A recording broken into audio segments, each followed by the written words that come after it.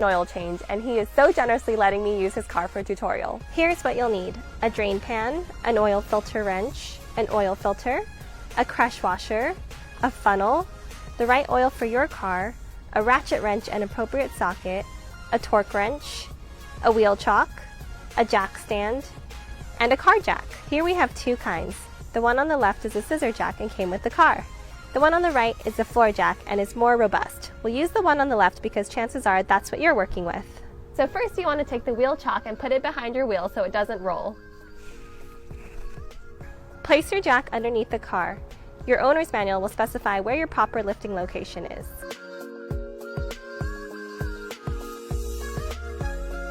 As a safety precaution, you'll want to use a jack stand. You'll want to make sure the jack stand is supporting the car directly underneath the frame. You'll then lower the car with the scissor jack onto the jack stand so that the car is resting safely on both. So to triple check that your car is not going anywhere, you're going to want to do a rock test. Alright, we're ready to get started.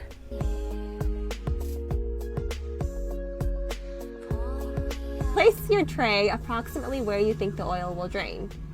And a pro tip, you want to tie a towel around your wrist so oil doesn't drip down your arm. So now I'm going to take my socket and place it over the drain plug. And I will lefty-loosey it until it's loose. And then I'm going to use my hand to loosen the bolt. You can twist the bolt quickly for a bit, and then you'll want to slow it down as you near the end of the bolt. The bolt is about 1 inch long.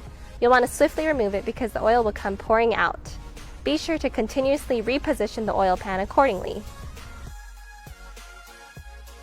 Make sure you don't wipe the drain plug during this process, and check for metallic shards on it because that can indicate that something is wrong with your engine. So you're going to take off the old crush washer and replace it with a new one.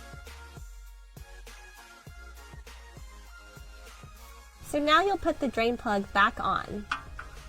Hand tighten it, and then you're going to use a torque wrench to tighten it to the specified torque. Make sure you check your owner's manual to see what the torque spec is.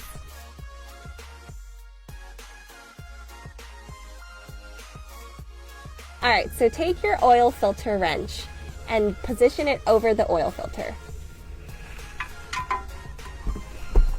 And you're going to have to feel around for it.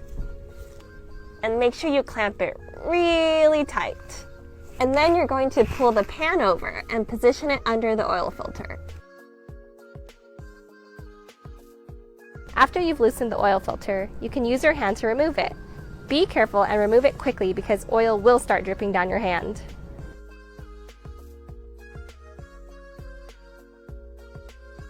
So now you're going to take your new oil filter, and before you put it back on, you're going to dip your finger into the oil, like so, and you're going to put some over this rubber gasket along the top. And this is going to help it seal better and condition the rubber. So now you'll stick the oil filter up and hand tighten it. Now remove the jack stand by raising your car a bit with the scissor jack. Then you can pull the jack stand out and continue to lower your car all the way to the ground. Now you're going to take your oil, and this car requires 4.76 quarts. It's marked on the side, and we're going to pour until 4.5 quarts and then fill as necessary. Now you'll remove the oil filler cap and you'll put the funnel in. Hold the funnel as you pour the oil. You'll want to start your car and let the engine run for about 90 seconds so that the oil can make its way around. So now you'll take the dipstick out, wipe it off, and then stick it back in.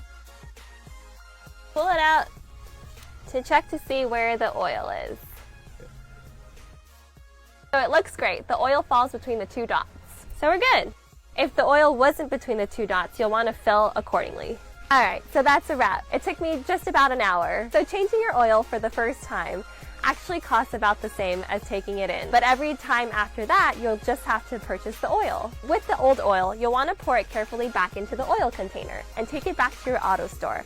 They will dispose of it properly. You'll want to change your oil typically every 3,000 miles or so, and definitely make sure to keep a log of when you get your oil changed. If you enjoyed this video, please hit the subscribe button, give me a like,